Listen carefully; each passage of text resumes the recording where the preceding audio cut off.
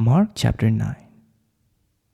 And he said to them, Assuredly I say to you, that there are some standing here who will not taste death till they see the kingdom of God present with power. Now after 6 days, Jesus took Peter, James, and John, and led them up to a high mountain apart by themselves. And he was transfigured before them. His clothes became shining, exceedingly white, like snow, such as no launderer on earth can whiten them. And Elijah appeared to them with Moses, and they were talking with Jesus. Then Peter answered and said to Jesus, Rabbi, is it good for us to be here? And let us make 3 tabernacles, one for you, one for Moses, and one for Elijah.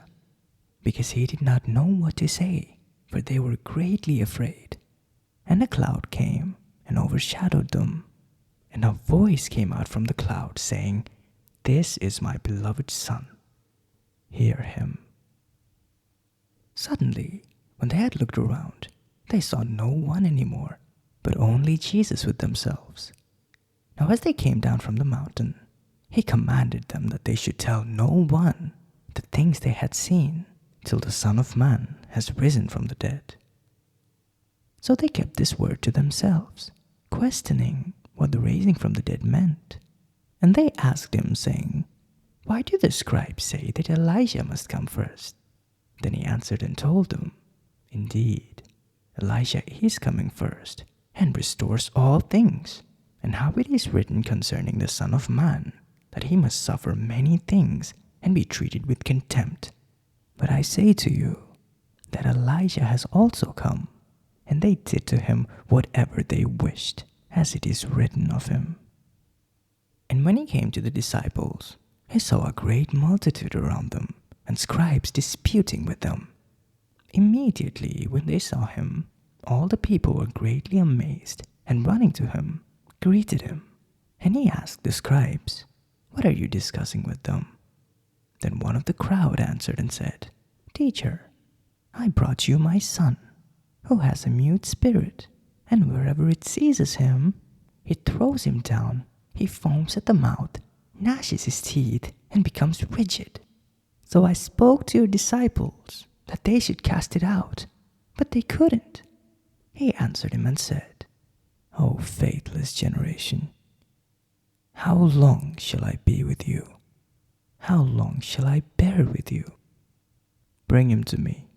Then they brought him to him, and when he had saw him, immediately the spirit convulsed him, and he fell on the ground and wallowed, foaming at his mouth. So he asked his father, How long has this been happening to him? And he said, From childhood, and often he has thrown him both into the fire and into the water to destroy him. But if you can do anything, have compassion on us and help us. Jesus said to him, If you can believe, all things are possible to him who believes. Immediately the father of the child cried out and said with tears, Lord, I believe, help my unbelief.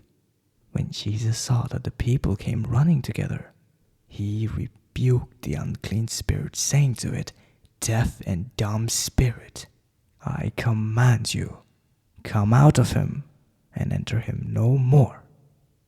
Then the spirit cried out, convulsed him greatly, and came out of him. And he became as one dead, that many said, He is dead. But Jesus took him up by the hand, and lifted him up, and he arose. And when he had come into the house, his disciples asked him privately, Why couldn't we cast it out? So he said to them, This kind can come out by nothing but prayer and fasting. Then he departed from there, and passed through Galilee, and he did not want anyone to know it. For he taught his disciples and said to them, The Son of Man is being betrayed into the hands of men, and they will kill him. And after he is killed, he will raise the 3rd day. But they did not understand this saying, and they were afraid to ask him.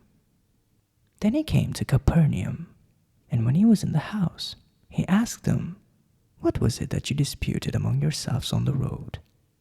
But they kept silent, for on the road they had disputed among themselves who would be the greatest.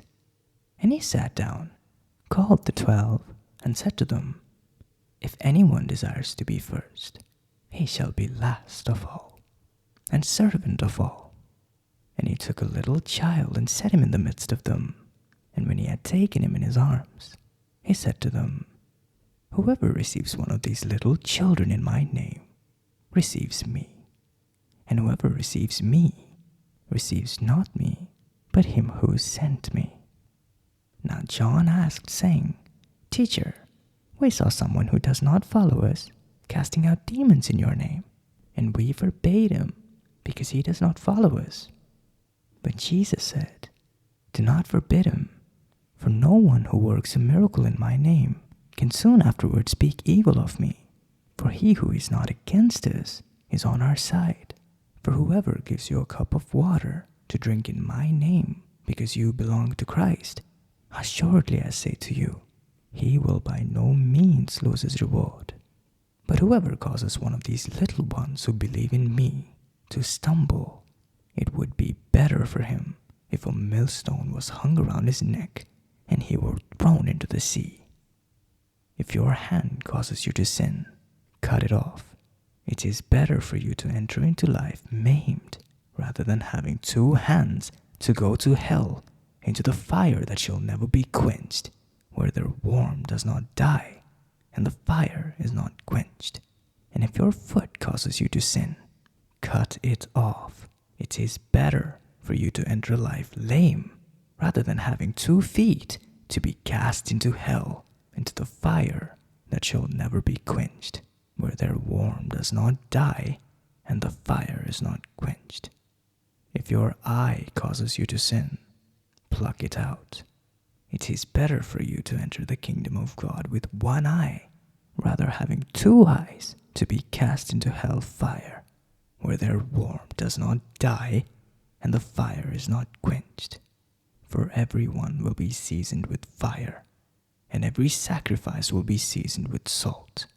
Salt is good, but if the salt loses its flavor, how will you season it? Have salt in yourselves, and have peace with one another.